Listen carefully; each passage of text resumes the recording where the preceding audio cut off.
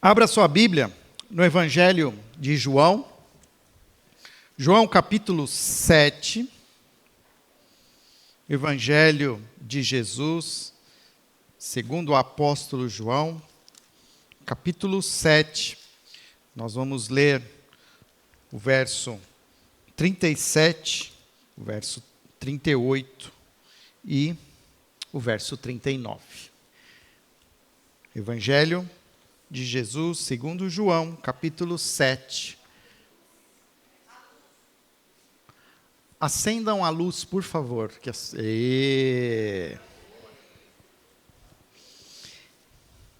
Capítulo 7, versículo 37 ao versículo 39. Diz assim: no último dia, o mais importante da festa, Jesus se levantou e disse em alta voz: quem tem sede, venha a mim e beba, pois as Escrituras declaram: rios de água viva brotarão do interior de quem crer em mim. Quando ele falou de água viva, estava se referindo ao Espírito que seria dado mais tarde a todos que nele crescem. Naquela ocasião, o Espírito ainda não tinha sido dado, pois Jesus ainda não havia sido glorificado. Vamos orar mais uma vez. Senhor, abençoa-nos neste momento em que vamos também agora nos aprofundar na Tua Palavra, que as Tuas palavras também possam encontrar lugar em nosso coração e que possamos, Senhor, aqui entendê-las e praticá-las em nossas vidas. Senhor, ilumina-nos com o Teu Espírito. Essa é a nossa oração, em nome de Jesus. Amém. O título da mensagem de hoje é Águas que Revigoram. Águas que trazem refrigério, que saciam a nossa sede. Nós estamos numa série de mensagens com o título Primavera da Alma. O mês de setembro é o mês da expectativa da vinda da primavera. Os ipês, eles chegam antes com as suas flores para anunciar a primavera, essa estação das flores, e nós ainda estamos na expectativa das águas, porque cá para nós aqui, ninguém está aguentando mais, né? Esse calor, essa secura e aquelas mensagens no nosso celular da Defesa Civil dizendo que a nossa umidade ela está muito baixa. E então é fato que nós estamos nessa ansiedade para que venha as chuvas da primavera. E eu tenho orado, eu não sei você, mas eu convido você a fazer uma oração toda vez que você vê aquela mancha cinzenta, que você sentir o seu nariz ardendo, e o Senhor, você vai fazer uma oração, você vai dizer assim: Senhor, tem misericórdia de nós, pecadores, porque só o Senhor pode trazer refrigério para nós. Não há poder, não há autoridade que seja capaz de nos trazer refrigério, a água dos céus, a não ser o Senhor Todo-Poderoso, Criador dos céus e da terra. Tem misericórdia de nós, Senhor. Tem misericórdia de nós. E eu tenho feito essa oração, Senhor, mesmo que a terra seque, mesmo que o mato esteja naquele, não deixa pegar fogo, Senhor. Porque não dá para confiar na humanidade, porque sempre tem alguém que põe fogo no parquinho. Então, Senhor, arranca a mão dessas pessoas. Decepa. Corta. Pune. Pulveriza, Senhor, mas com água, não com fogo, pelo amor de Deus. Ou a gente começa a clamar para o Senhor, ou a gente vai continuar vivendo nessa angústia. Se você fica só na televisão achando que alguma coisa vai acontecer diferente, não vai. Ou o Senhor tem misericórdia de nós e traz a chuva, ou a gente vai continuar assim. Mas isso é só uma introdução, porque dentro dessa nossa temática da primavera da alma, nós também queremos e buscamos esperançar. Queremos olhar para as Escrituras e buscar aquilo que pode nos dar esperança. A humanidade, as autoridades, os homens não são capazes, as circunstâncias, muitas coisas que nós vivemos, muito pelo contrário, nos trazem angústia, nos trazem dor, nos trazem preocupações. Estava com os veteranos agora às 9 da manhã e a gente estava ali revisitando um texto de Filipenses que diz para a gente não andar preocupado por coisa alguma. Agora, para pensar, a gente que já está com os cabelos brancos, está com o cabelo branco por quê? Porque estamos cheios de preocupação. Quanto mais velho a gente fica, mais preocupação a gente tem. Agora, o que o texto diz? Pelo contrário, coloquem tudo em oração. Aí, de novo, por que a gente não está orando? Por que as coisas estão do jeito que estão? Eu também creio que falta oração da nossa parte. Falta da gente também se voltar para o Senhor. Ficar lamentando, acusando, não nos ajuda, mas a gente precisa buscar aquele que pode nos trazer esperança, trocar a preocupação pela oração. E agora nós vemos um texto, e esse texto ele fala muito sobre o momento em que Israel vivia. Quando Jesus ele diz em voz alta: quem tem sede, venha a mim e beba. E o texto deixa bem claro que ele se levantou e disse em alta voz: quem tem sede, venha a mim e beba. O contexto desse texto era a maior festa que existia em Jerusalém. Existiam 3 festas muito grandes. A festa da Páscoa, tinha a festa dos tabernáculos, e eu agora esqueci a outra festa. Da colheita. Pronto. Mas essa festa dos tabernáculos era uma festa em que as pessoas iam para Jerusalém, passavam na Decathlon, compravam suas barracas e acampavam ao redor do templo e faziam ali uma reconstituição, traziam à memória o tempo em que eles viveram, os 40 anos no deserto, vivendo em tendas, e vivendo em barracas e montando e desmontando o tabernáculo. O tabernáculo era, na verdade, ali o protótipo do templo, que agora existia em Jerusalém, mas que ele era montado e desmontado no deserto, conforme o povo andava. E o povo andou por 40 anos. Essa festa dos tabernáculos, ela durava 7 dias. E em um certo momento, em cada dia dessa festa, os sacerdotes iam até um poço muito conhecido em Jerusalém, o poço de Siloé. Eles buscavam, enchiam uma jarra muito grande, e eles vinham em procissão, e eles vinham recitando salmos de peregrinação, e eles iam até o templo, e lá no templo, num lugar específico, eles despejavam aquela água caía em abundância, e eles traziam à memória, inclusive, o dia em que Deus agiu em favor de Israel, trazendo água para o povo que estava caminhando pelo deserto, peregrinando pelo deserto, num momento de bastante aflição, de bastante sofrimento, e que a água brotou da rocha como um milagre e saciou a sede do povo, e de fato sustentou e fez com que o povo sobrevivesse. Então, todos os dias na festa dos tabernáculos, havia uma procissão que saía do poço de Siloé e ia até o templo 7 vezes, 7 dias. No último dia, essa procissão acontecia 7 vezes. 7 vezes iam até o poço de Siloé e derramavam a água no templo, e eles cantavam e se alegravam e agradeciam a Deus a fonte da água. Conhecendo esse contexto, agora faz mais sentido. Por que Jesus, no último dia, o mais importante da festa, porque era o dia que se derramava a água 7 vezes. O mais importante dia da festa, Jesus se levanta e diz em alta voz: quem tem sede, vem a mim. O que Jesus está nos dizendo aqui, que ele estava também dizendo àquela multidão, é que, olha, essa água histórica que nós experimentamos e que saciou a sede do nosso povo no deserto, ela pode estar disponível hoje também.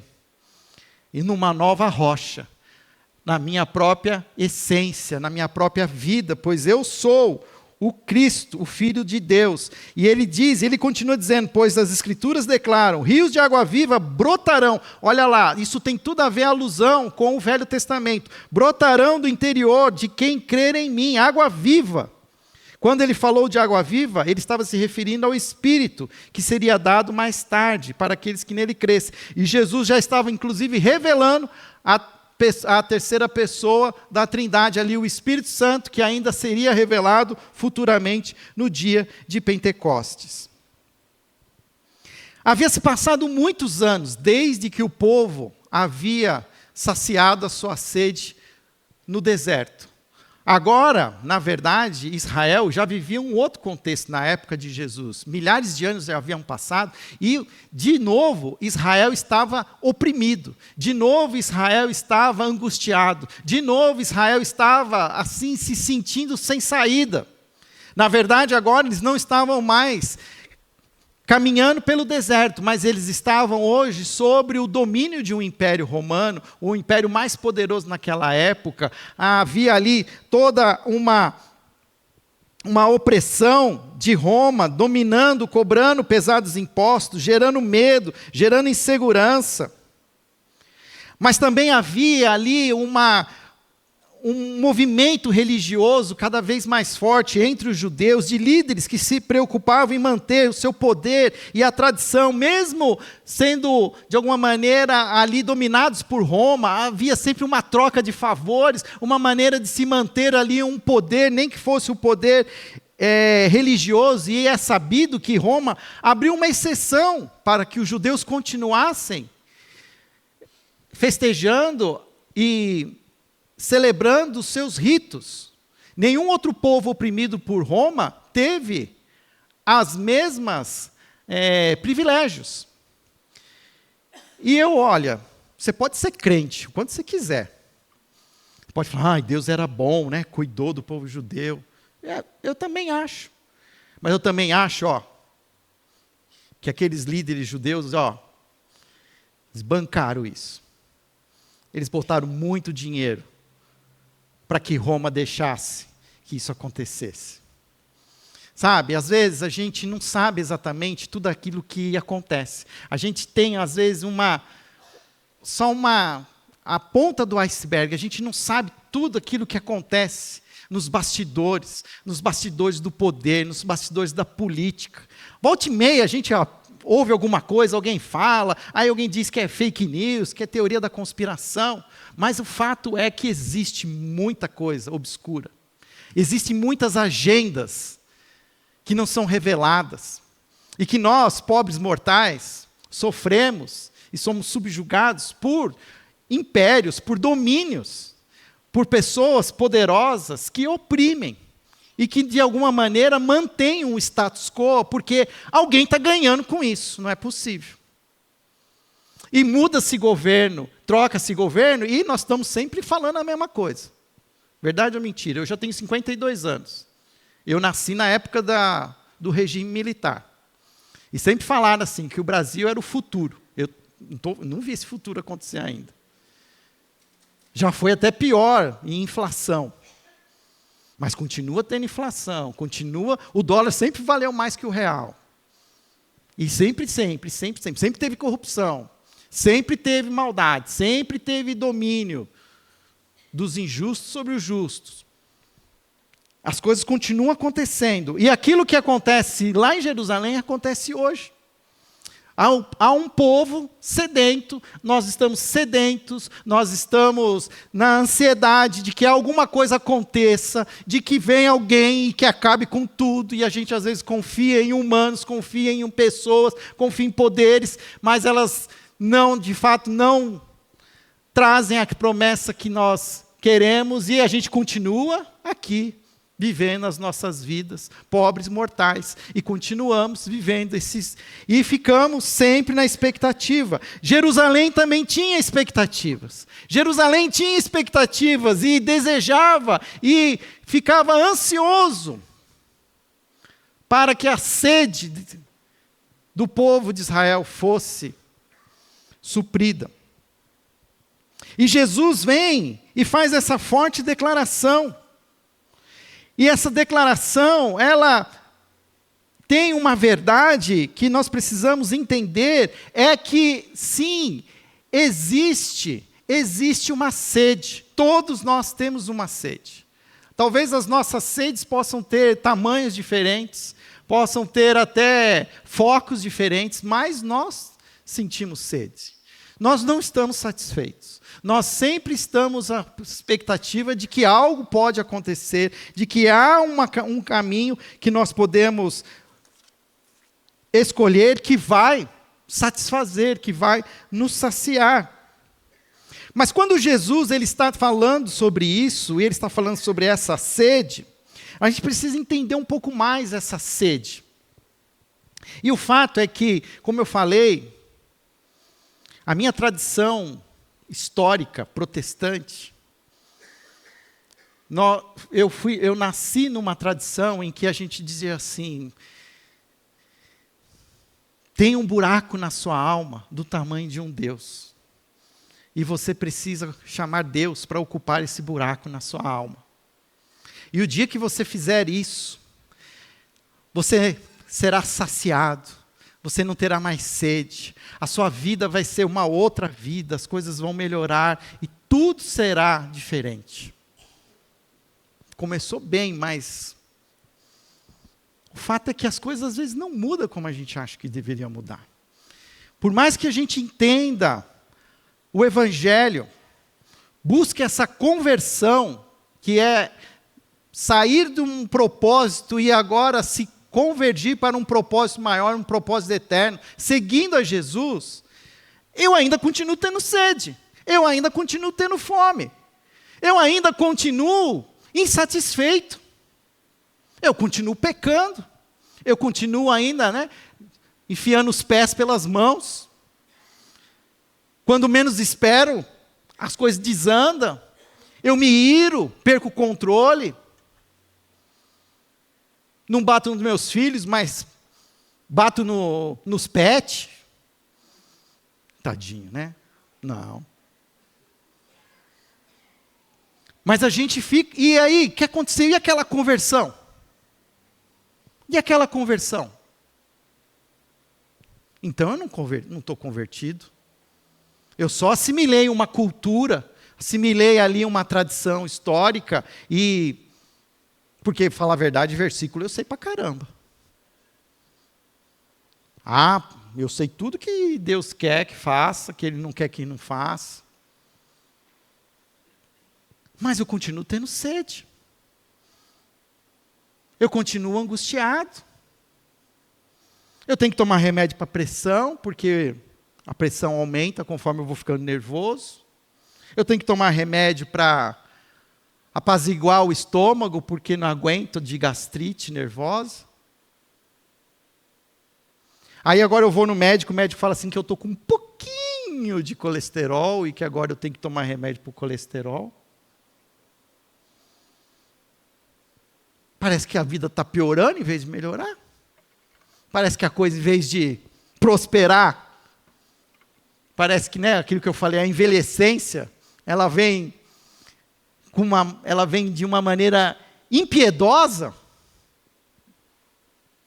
Mas eu acho que muitas vezes a gente não entende o que Jesus está dizendo nesse texto. Quando Jesus diz que quem tem sede, venha a mim e beba, uma coisa que nós precisamos entender é reconhecer que nós vamos ter sede sempre. A nossa sede é uma sede existencial. A nossa sede é uma sede que é provocada por uma marca que nós trazemos, que é o pecado sobre nós. Que mesmo que a gente queira fazer aquilo que Paulo diz, o bem que eu quero, esse eu não faço, mas o mal que eu não quero, esse eu continuo fazendo.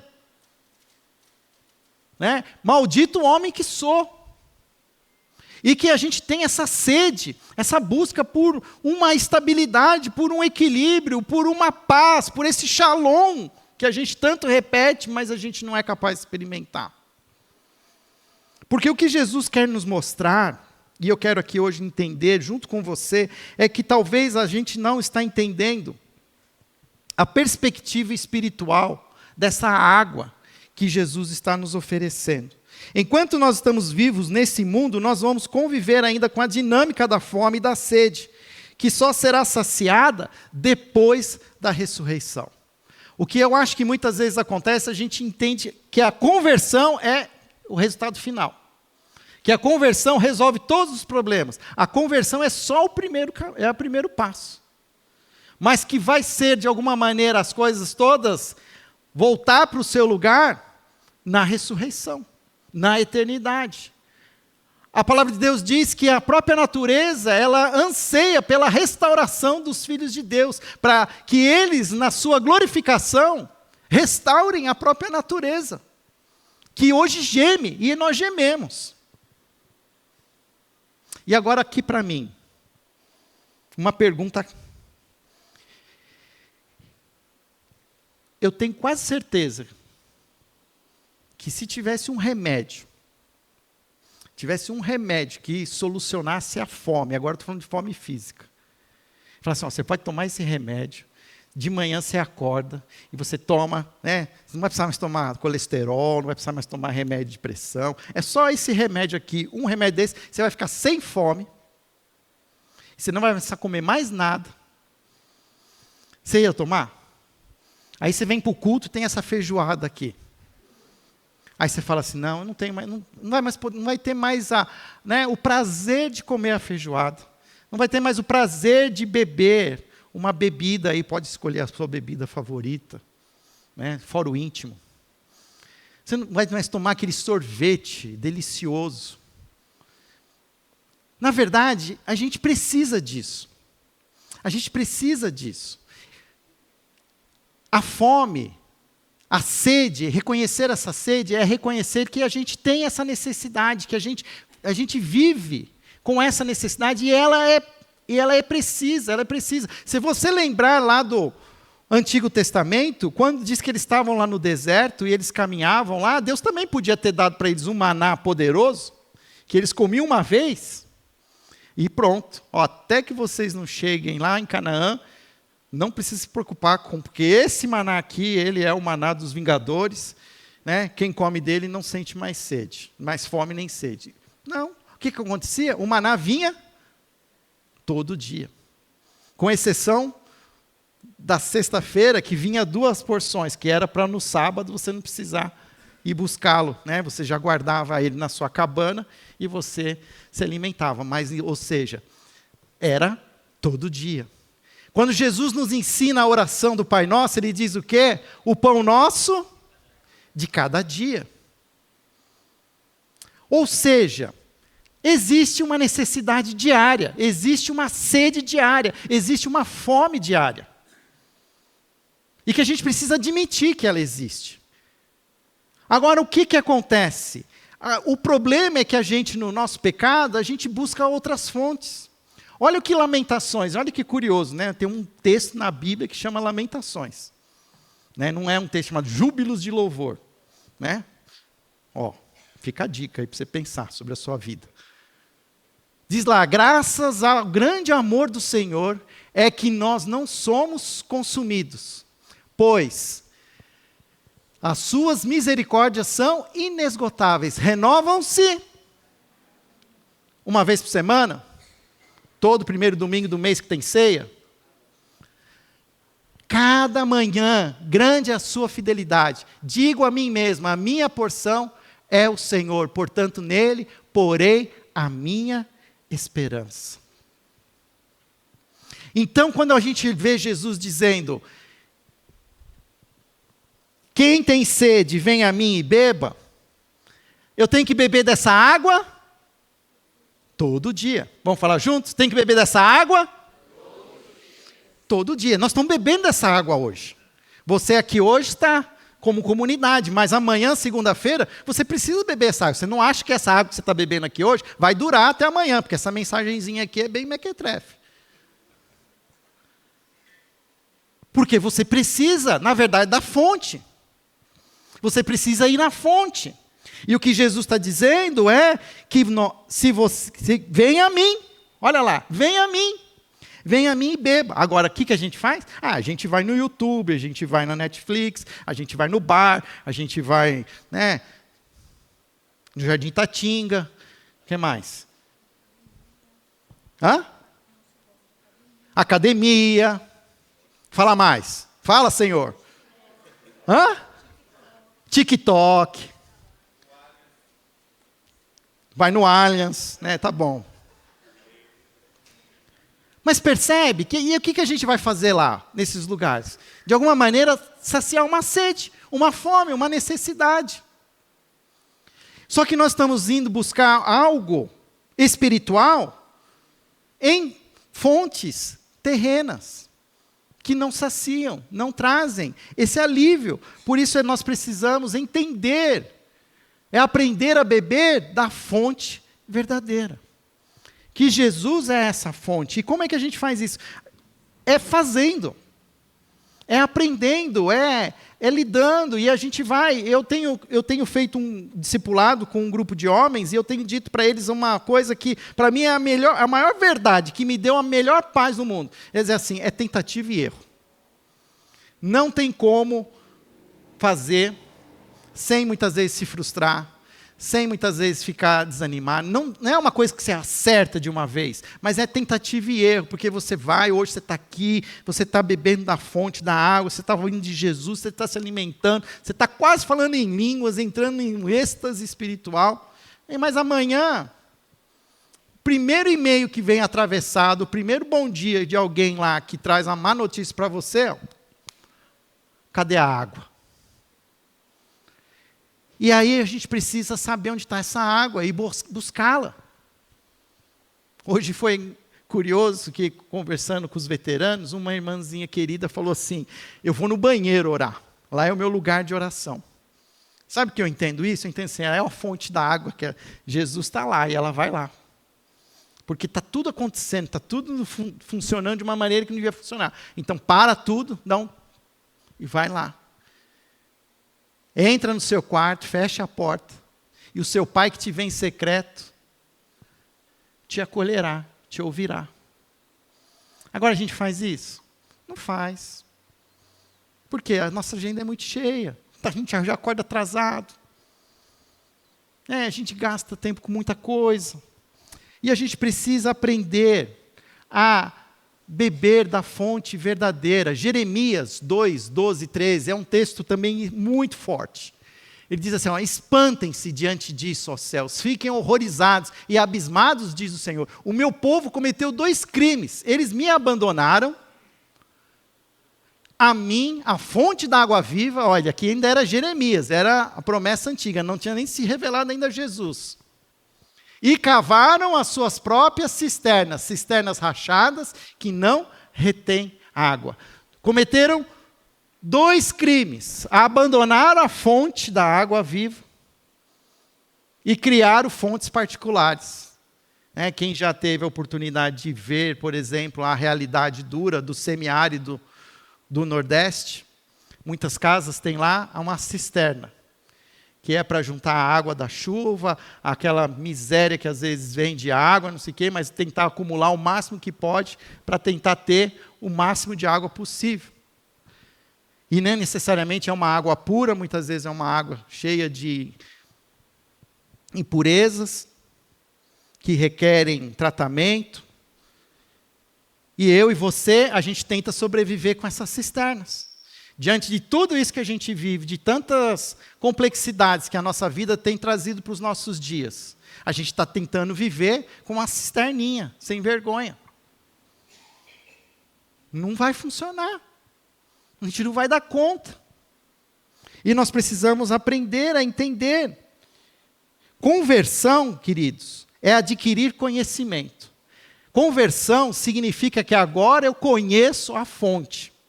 Mas eu dependo de ir até essa fonte. Eu preciso buscá-la. Jesus mesmo disse assim, siga-me, tome a sua cruz, negue-se. Há um movimento que precisa fazer. Jesus não vai vir aqui, abre a boquinha, olha aqui a aguinha de hoje para você. Tanã. Não. Nós precisamos ir atrás. E, ao mesmo tempo, precisamos aprender a conviver com essa ferida aberta que a gente muitas vezes tem, uma falta de água, sem deixar de ser tentado a beber da água da poça. A conversão é a descoberta da água viva, não é algo sobre-humano, mas é algo sobre ser humano, a dia, na companhia de Jesus. É entender que a gente não dá conta, que a gente precisa, que eu não posso, mas Jesus pode. Eu não sei como vai fazer isso, mas Jesus, eu preciso de você, me ajuda. E a gente buscar em oração, buscar na leitura da palavra, encher o nosso coração, porque olha o que o texto vai dizer depois, ele vai dizer que é possível viver como rios de água viva. E o texto diz lá que quando Jesus estava falando sobre água viva, ele estava se referindo ao Espírito que seria dado mais tarde a todos que nele crescem. Então existe uma promessa que para nós ela já é uma realidade, que nós podemos viver, sim, buscando essa fonte em Jesus. E essa fonte, ela pode ser uma fonte que brote água do meu interior. E o que brota do meu interior é o Espírito Santo. Não é dinheiro, não é felicidade, não é beleza, não é sexo, não é bebida. É o Espírito Santo.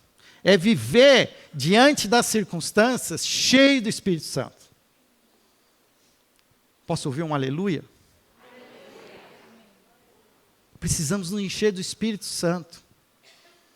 Porque quando a gente busca a Jesus, Ele não vem muitas vezes para trazer dinheiro, para trazer aquilo que a cura das doenças. Mas Ele vem para nos encher do Espírito Santo, Senhor.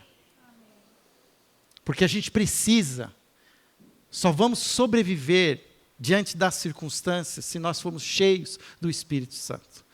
E Paulo também deixa claro, transbordai-vos do Espírito. É como se você deixasse o copo lá, né, debaixo lá da torneira, deixando cair. E que a gente pode viver assim. E que nós precisamos buscar isso de todo o coração, vivendo como rios de água viva. Isaías 58:11 diz assim, o Senhor o guiará constantemente, satisfará os seus desejos numa terra ressequida pelo sol e fortalecerá os seus ossos. Você será como um jardim bem regado. Olha que lindo! Você será como um jardim bem regado, como uma fonte cujas águas nunca faltam. Jesus não vai nos tirar do deserto, Jesus não vai nos deixar nos livrar da terra ressequida, da secura. Mas ele diz, mas vocês podem ser um oásis no deserto. Vocês podem ser um jardim que recebe e é regado todos os dias. Se vocês me buscarem de todo o coração, se vocês entenderem que vocês podem beber de mim. Eu acho que a gente está brigando errado com Deus. Porque a gente está brigando, pedindo para Deus para tirar a gente do deserto, para tirar a gente da nossa rotina, para tirar a gente da nossa angústia, para tirar a gente do nosso desespero, do nosso incômodo. Mas não é isso. Ele foi bem claro com Paulo. Ele disse, a minha graça te basta. E a gente precisa entender isso. Diante de uma circunstância, uma sociedade que a gente está vivendo tão doente. Por que a sociedade está doente emocionalmente? Porque ela está deprimida. Porque ela está infeliz.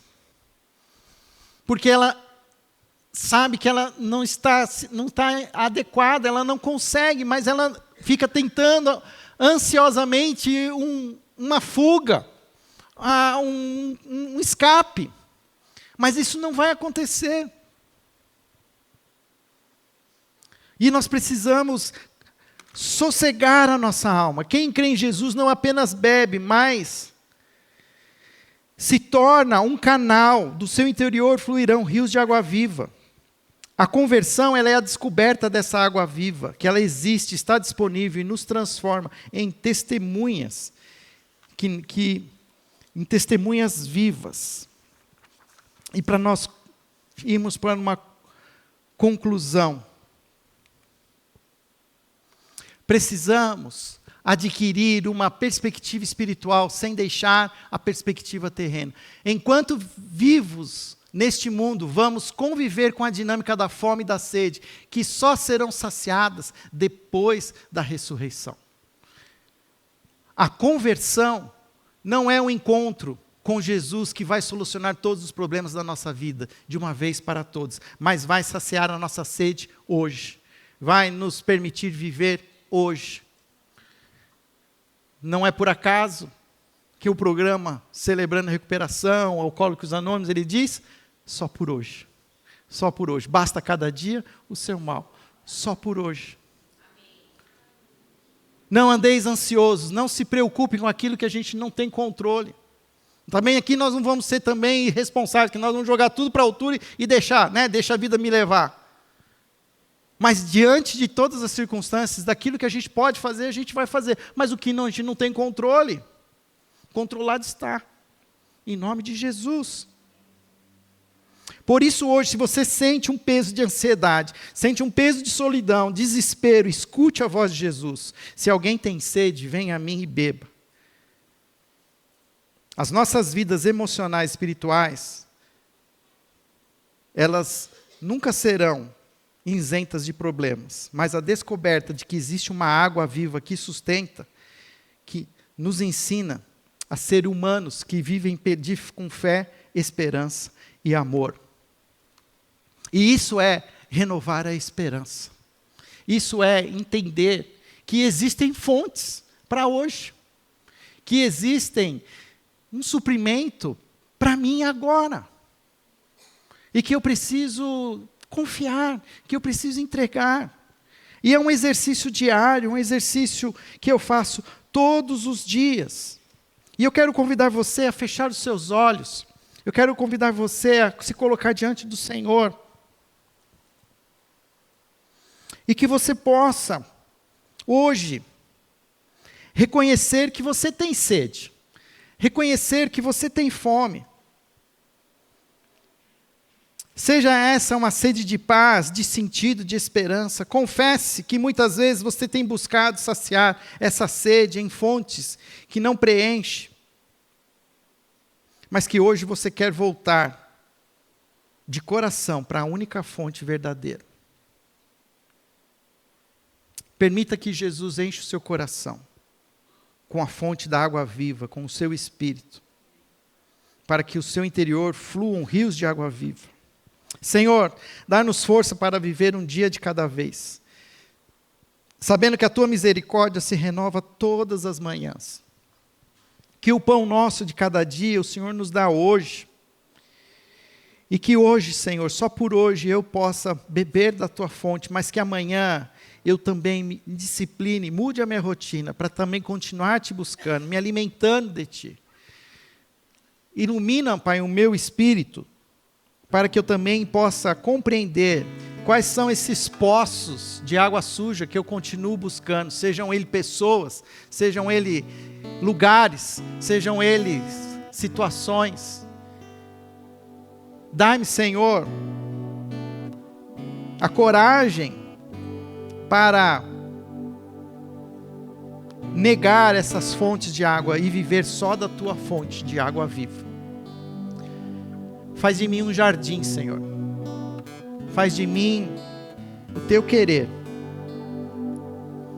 Mas acima de tudo, ó Pai, revigora o meu espírito. Hoje, enche-me, Senhor, com a tua água. Essa é a nossa oração. Em nome de Jesus. Amém.